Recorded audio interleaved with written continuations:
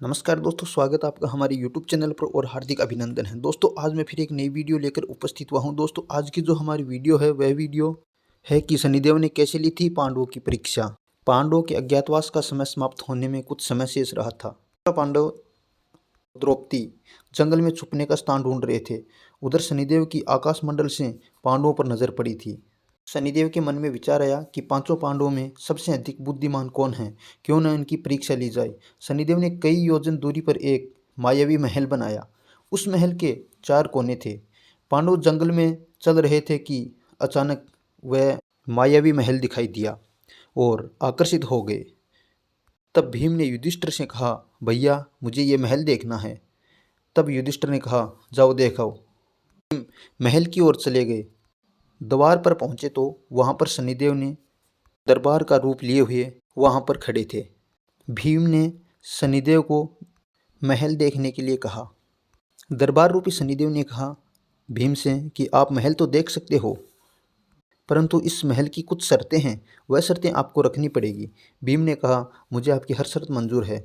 तब शनिदेव ने कहा, हमारी पहली शर्त है कि महल के चारों कोनों में से आप एक कोने को ही देख सकते हो।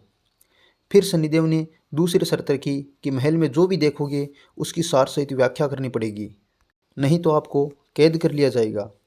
तब भीम ने कहा, मुझे मंजूर है, और भीम महल की पूर्व दिशा की ओर चला गया। वहां जाकर उन्होंने अद्भुत पशु पक्षी और फूलों फलों से लदे वृक्षों का नज़ारा किया। और थोड़ा आगे बढ़कर देखते हैं कि एक कुआं है, उसके आसपास 2 छोटे कुएं बने हैं।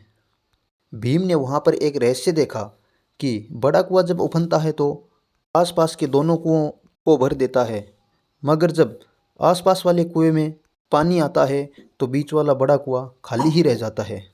इस प्रक्रिया को भीम ने बार बार देखा, पर कुछ समझ नहीं आया और फिर लौटकर दरबार के पास आ गया। दरबार रूपी शनिदेव ने भीम से कहा, आपने महल में क्या देखा? तब भीम ने कहा, मैंने जो फल फूल व पेड़ पौधे पक्षी देखे वो तो समझ लिए, परंतु तीनों कुओं वाली बात मेरी समझ में नहीं आई। तब दरबार रूपी शनिदेव ने कहा, शर्त के अनुसार आप बंदी हो गए, और भीम को बंदी घर में बैठा बंदी बना लिया। भीम के कुछ देर न आने पर भाइयों को चिंता हुई तो अर्जुन महल की ओर आया। दरबार रूपी शनिदेव ने महल में अर्जुन को आते ही रोका तो अर्जुन ने कहा, मुझे ये महल देखना है।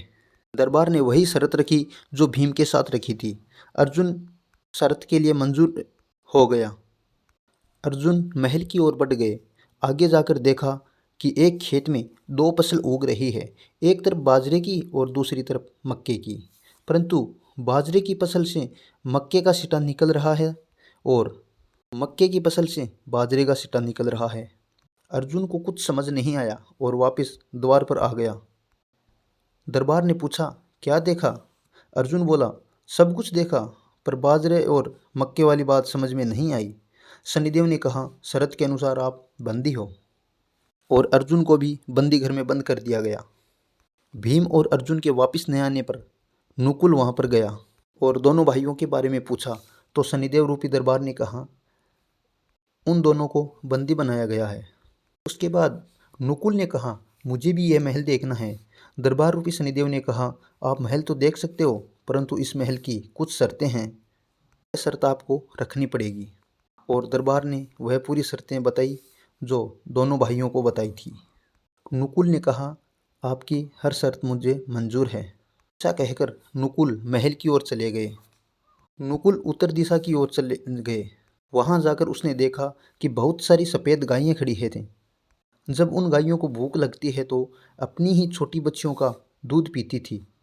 नुकुल को कुछ समझ नहीं आया और वापस द्वार पर आ गए। दरबार रूपी शनिदेव ने कहा, आपने महल में क्या देखा? तो नुकुल ने जो देखा वह बताया, परंतु गाय बच्चियों वाली बात समझ नहीं आई। दरबार रूपी शनिदेव ने कहा, आप शर्त के अनुसार बंदी हो, और नुकुल को भी बंदी बना लिया गया। उसके बाद सहदेव आया और वह भी महल देखने के लिए बोला। दरबार ने कहा, आपको महल देखने के लिए कुछ शर्त रखनी पड़ेगी, और वह शर्त वही बताई जो उन तीनों भाइयों को बताई थी। सहदेव ने कहा, मुझे आपकी हर शर्त मंजूर है। और सहदेव महल की दक्षिण दिशा की ओर चले गए। वहां जाकर उसने देखा कि एक सोने की बड़ी शिला थी जो चांदी के एक सिक्के पर टिकी हुई थी, डगमग डोले पर गिरे नहीं।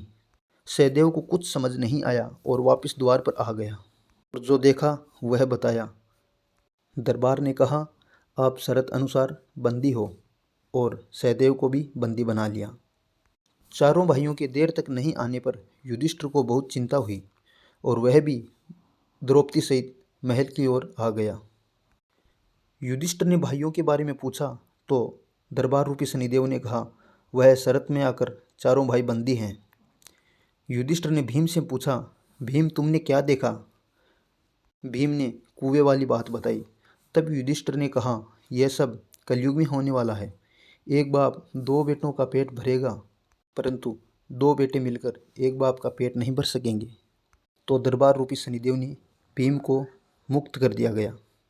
उसके बाद अर्जुन से पूछा कि अर्जुन तुमने क्या देखा? अर्जुन ने बाजरे और मक्का वाली फसल के बारे में बताया। तब युधिष्ठिर ने कहा, यह भी कलयुग में घटित होने वाला है।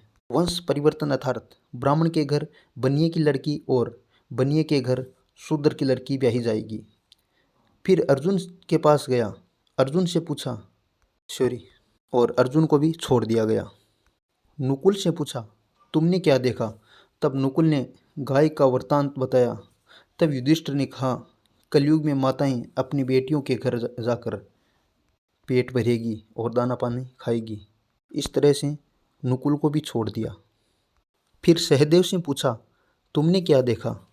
तो सहदेव ने सोने की शिला वाली बात बताई। तब युधिष्ठिर ने कहा, यह भी कलयुग में होने वाला है। पाप धर्म को दबाता रहेगा, परंतु धर्म फिर भी जिंदा रहेगा, खत्म नहीं होगा। तो दोस्तों, यह वीडियो आपने समझी होगी। इस वीडियो का सारांश क्या निकलता है। मेरी वीडियो कैसी लगी लाइक करना, कमेंट करना व शेयर करना। नमस्कार दोस्तों।